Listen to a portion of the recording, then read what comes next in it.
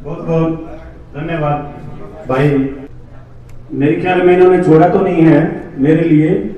सारे के सारे जितने वक्ता थे वो एक से बढ़ के एक थे, बड़े धुरंधर थे। उन्होंने सारा का सारा पत्रकारिता का जो बखान है वो कर दिया, लेकिन फिर भी वो कहते हैं कि दूध तो बिलोलिया, लस्सी में से भी कुछ न कुछ निकालना, ये भी एक पत्रकारिता है। मेरा प्रयास यही रहेगा कि मैं इसमें से भी कुछ न कुछ निकाल के आप लोगों के सामने प्रस्तुत करूं। आज इस भव्य आयोजन का जो अध्यक्षता कर रहे हैं भाई कुलदीप खंडेलवाल जी, और हमारे बीच में नानौन से आए हैं भाई विजेंद्र लोहान जी, और विशिष्ट अतिथि भाई रमेश सरदाना जी जो नगर पालिका बरवाड़ा के चेयरमैन हैं। यहाँ जिक्र करो तो मैं नरेश एलपाड़ जी का, जिन्होंने मुख्य वक्ता के रूप में भी आपके बीच में बड़ा अच्छा बताया है, और उन्होंने बड़े लंबे समय तक यहाँ भी पत्रकारिता की है और अनेक समाचार पत्रों में उन्होंने पत्रकारिता करी है। तो भाई साहब यहाँ पहुंचे, उनका मैं हार्दिक स्वागत और अभिनंदन करता हूँ। भाई नवल जी जिन्होंने इतना अच्छा वक्त दिया, और आप लोगों को कहीं न कहीं हमारे भाजपा जिला भी बताने की बात सचिव है। पूर्व चेयरमैन भाई मार्केट राजेश कमेटी जी और बरवाड़ा, भाई राजेश पूर्व एमसी जी, पूरे के पूरे मेरे साथी, चाहे इंद्रपाल चार की बात करें, चाहे अनूप जी की बात करें, चाहे वीरेंद्र जी की बात करें, ये पूरी की पूरी आज जो सभा पत्रकारों की भरी है, सारे के सारे मेरे जानकार साथी हैं, बहुत सारे मेरे पुराने साथी हैं, और मैं भी आपके बीच में से एक साथी निकल के यहाँ इस मंच तक पहुंचा हूँ। आज आप लोगों ने एक मुख्य अतिथि का मेरे आगे नाम जोड़कर, मैं मानता हूँ कि मेरे साथ अन्याय किया है। मैं आपका भाई हूँ, कहीं भी मुख्य अतिथि जोड़ने की मेरे साथ जरूरत तो नहीं थी, लेकिन बहुत सारी बातें पत्रकारिता के बारे में राजेंद्र शर्मा जी ने भी की है, बड़ा अच्छा उन्होंने बोला है। लेकिन पत्रकारिता कहीं न कहीं हम बात करें तो एक जन सेवा, समाज सेवा की भी आप कहते हैं कि भाई समाज सेवा है। समाज सेवा कब है? जब हम समाज के बारे में किसी भी प्रकार की बातें समाज की उठाते हैं तो लगता है कि भाई समाज सेवा हम कर रहे हैं। उसके अंदर जो हम कोई भी अखबार के अंदर छापें, कोई भी हम दिखाएं, जो हमारा ज्ञान है वो एक समाज तक पहुंचे, आपकी जो खबर बने, समाज को ये लगे कि भाई हमारे को इससे कोई न कोई मार्गदर्शन मिला है, इसमें से कोई न कोई हमारे को ज्ञान प्राप्त हुआ है। मेरा आपसे निवेदन है कि कम से कम हमारे को इस प्रकार की खबर जरूर बनानी चाहिए। उसका जो हम टाइटल बनाए, उसकी जो हम हेडलाइन बनाए, वो इस प्रकार की जरूर हो जो एक दिशा और इस प्रकार का मार्गदर्शन करे। इसी में फिर पत्रकारिता के उद्देश्य के बारे में भाई साहब ने भी बताई है, जैसे अनूप कुंडू जी ने भी कही थी, बड़ी कड़वी बात है कि हमने 2 प्रशासनिक अधिकारी बुलाए थे और वो दोनों के दोनों हमारे बीच में नहीं पहुंचे हैं। कहीं न कहीं हम हमारी ताकत को भूल गए हैं। आप लोगों ने अपनी ताकत को पहचानने की जरूरत है, आप लोगों ने अपने अंदर झांकने की जरूरत है। ऐसी कौन सी ताकत थी कि उन अधिकारियों के अंदर कि वो आपके बीच में ना पहुंच पाए? हो सकता है उनके पास समय ना होगा, लेकिन कोई न कोई उनका नुमाइंदा हमारे बीच में जरूर होता। मेरा आपसे निवेदन है कि आप अपनी ताकत को भी पहचानने का काम करें। भविष्य में इस प्रकार का कोई आयोजन हो तो उनको लगे, प्रशासन को, कि हाँ पत्रकारों का सम्मेलन है, मैं अपने दूसरे काम को छोड़ सकता हूं, लेकिन मैं उनके आयोजन में जाना नहीं छोड़ूंगा। इस प्रकार की ताकत का एहसास आप जरूर कराएं, ताकि उनको भी पता लगना चाहिए कि भाई हाँ पत्रकार भी एक कोई न कोई समाज के अंदर अपना हिस्सा रखते हैं। इस चीज के पीछे और बहुत सारी चीजें हैं, भाइयों ने भी बताया है कि हमने किस प्रकार की चीजें, किस प्रकार के सकारात्मक विचार, किस प्रकार की ऐसी बहुत सारी चीजें जो हमने दिखाने की, करने की जरूरत है।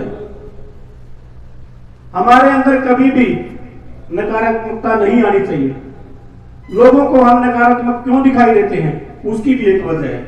कहीं ना कहीं हम जब सच्चाई को उजागर करते हैं तो दूसरों को लगता है कि वो नकारात्मक है। मैं मनसा सिंह सभी साथियों को भी बताना चाहता हूं, कोई भी पत्रकार नकारात्मक नहीं है। कहीं ना कहीं इस प्रकार की उसके अंदर नकारात्मकता लाई जाती है। जब वो सच्चाई छापता है, उजागर करता है, तो पीड़ा होती है, चाहे उसके अंदर राजनीति की बात हो, चाहे प्रशासनिक अधिकारियों की बात हो। लेकिन फिर भी मैं आप सभी से कहूंगा कि अपनी सच्चाई को जरूर छापें।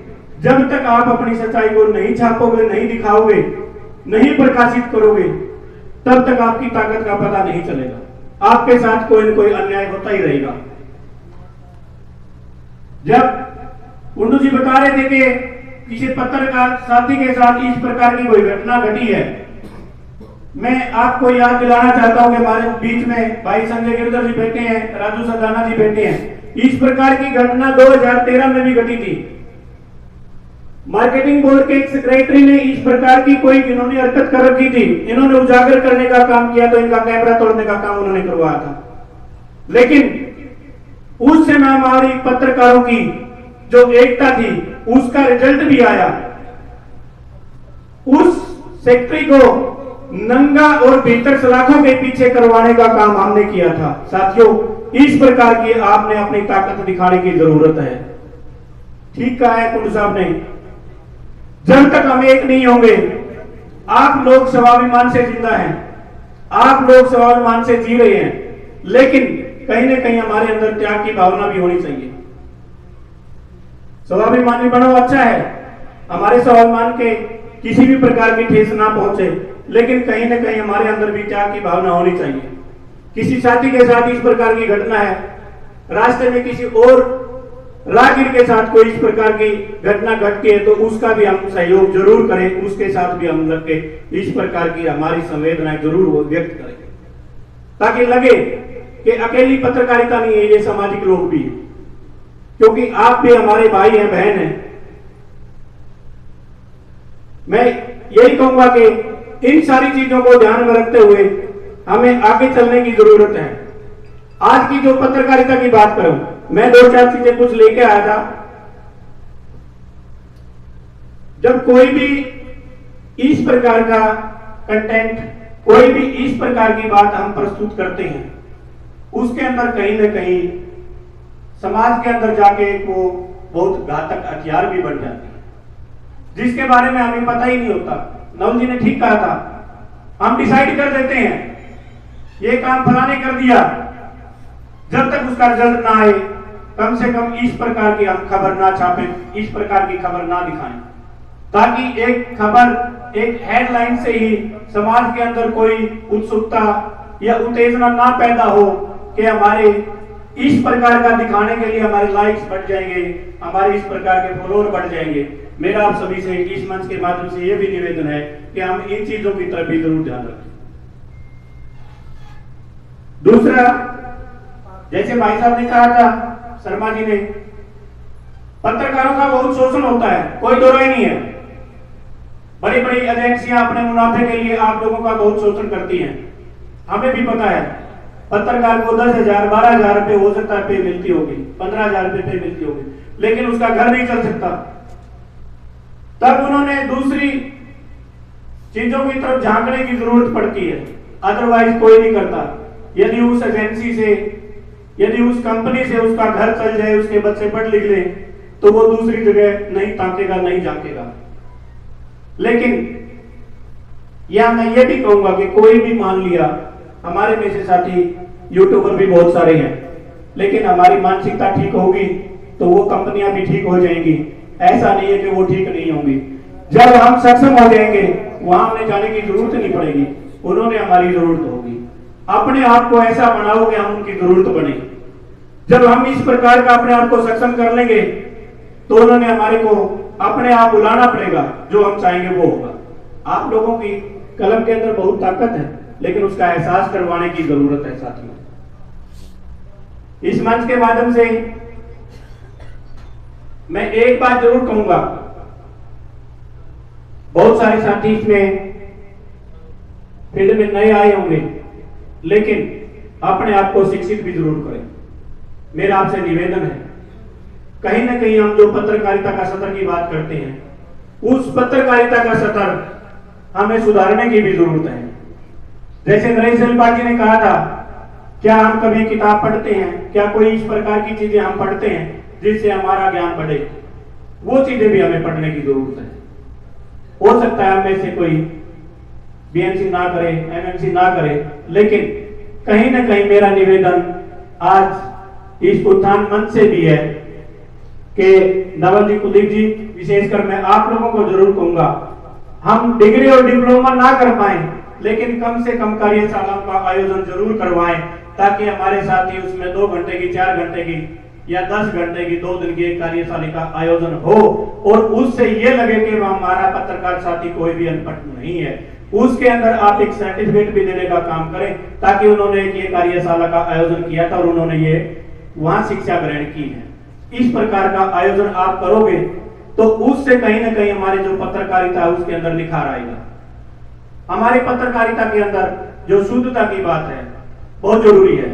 बहुत सारे ऐसे शब्द होते हैं, नरेश जी ने कहा था, कहीं आप इस प्रकार के किसी नेता के पास, किसी अधिकारी के पास जाओगे तो बड़ी तैयारी के साथ जाना पड़ता है। आप कभी भी किसी बड़े पत्रकार का इंटरव्यू देखोगे तो वो कहीं ना कहीं हमारे उसके सामने बैठा है तो उसके पॉइंट नोट करे हुए मिलता है। मेरा आपसे भी निवेदन है कि आप कभी भी इस प्रकार के किसी अधिकारी के, किसी राजनेता के इंटरव्यू के लिए जाएं तो आप पूर्ण तैयारी के साथ जाएं, ताकि सामने वाले को लगे कि सामने वाला भी पूर्ण तैयारी के साथ आया हुआ है। इस प्रकार की तैयारी के साथ जब हम जाएंगे तो सामने वाला 100 बार सोचेगा। जब आप किसी अधिकारी के, किसी राजनेता के घर में जाएंगे, किसी के दफ्तर में जाएंगे, उसको कम से कम कभी करनी चाहिए कि फलाना पत्रकार हमारे बीच में आया, हमारे में से कुछ न कुछ निकाल के लेकर जाएगा। इस प्रकार की पत्रकारिता की जरूरत है। खोजी पत्रकारिता की बात आती है, हम खोजी शब्द ही भूल गए। आज हमें जरूरत है, हम सारा का सारा यूं सोचते हैं कि भाई हमने रीना बहन जी की यूट्यूब देख ली, वहां से सुन लिया, सारा कुछ हमारे पास आ गया। नहीं, ऐसा नहीं है। हम वहां जाएंगे तो हमारे कुछ न कुछ वहां से निकल के आएगा। हमारे कम से कम समाज के अंदर इस प्रकार के सोर्स होने चाहिए जहां से हमारे को खबरें मिले। हमारे इस प्रकार के सूत्र होने चाहिए जिसका किसी दूसरे को पता ना हो। हमको ये चीज भी ध्यान में रखने की जरूरत है कि हमारे सोर्स का पता के साथ साथ कहीं उसका नुकसान भी ना हो जाए। ये चीजें भी हमें ध्यान रखने की जरूरत है साथियों। इस प्रकार की हम पत्रकारिता करेंगे तो कहीं ना कहीं मैं मानता हूं कि जो आज पत्रकारिता का सत्र गिरा हुआ है, जो हर कोई कहता है कि जैसे मेरे से पहले वक्ताओं ने बोला है भाई ब्लैकमेलर है, फलां है, दिगड़ है, मुकड़ है, इस तरह की बातें आती हैं, वो आनी बंद हो जाएंगी। इस प्रकार की नहीं आएंगी। हमारे सत्र के अंदर कहीं ना कहीं शिक्षा और इस प्रकार की ये चीजें आएंगी तो उसमें निखार भी आएगा। हमारा हो सकता है कि पत्रकार कोई डिग्री डिप्लोमा ना कर पाए, लेकिन जब आप एक सर्टिफिकेट थमाओगे तो आप गवर्नमेंट से निवेदन भी कर सकते हैं कि हमने उनको एजुकेट किया है, उनको शिक्षित किया है। चाहे आपकी 1 सप्ताह की ट्रेनिंग हो, बहुत सारे सरकार के भी इस प्रकार के आयोजन होते हैं जो 1 सप्ताह की वो ट्रेनिंग देते हैं, 15 दिन की ट्रेनिंग देते हैं तो उनका सर्टिफिकेट। 60 वर्ष के बाद जो पेंशन की बात है वो 10,000 रुपए पेंशन दी जाती है। बड़ी बात तो नहीं कहूंगा, लेकिन आप लोग जैसे कहते आए हैं, कभी निर्णायक भूमिका में हम हुए तो जैसे कॉलोनियों की और इस तरह की बातें थी, वो पत्रकारों के लिए पहला काम होगा तो वो बरवाड़ा के अंदर होगा। ये मेरा आप लोगों से वादा नहीं है, मैं कहता हूं कि ये करके दिखाऊंगा। इस प्रकार का आप लोगों ने आयोजन किया है और मेरा निवेदन है कि गवर्नमेंट ने के जैसे नवल जी ने बताई थी कि कहीं ना कहीं इस प्रकार की स्कीम भी है कि मीडिया सेंटर बनाया जा सकता है। आप उसकी फाइल चलाइए, कहीं ना कहीं उसकी पैरवी मैं करने का काम करूंगा गवर्नमेंट की तरफ से। ये भी मैं आपको वादा करता हूं। आपने बुला के इतना मान सम्मान दिया और इतने सारे साथियों से रूबरू होने का आज मौका मिला है। ये मैं तो ये कह रहा हूं कि जो प्रशासन और समाज की बात थी, समाज के लोग भी कम हैं, बुरा मत मानना। विशेषकर मैं आयोजक कमेटी को जरूर कहूंगा, मैं तो ये कह रहा हूं कि 5-7 डिपार्टमेंटों के अधिकारी आपके पास जरूर हो, भविष्य में इस प्रकार का आयोजन करो और जहां कहीं आपके भाई की आपको जरूरत हो मेरे को याद करना, मैं आपकी उम्मीदों पे खरा उतरूंगा। धन्यवाद, जय हिंद। बहुत बढ़िया।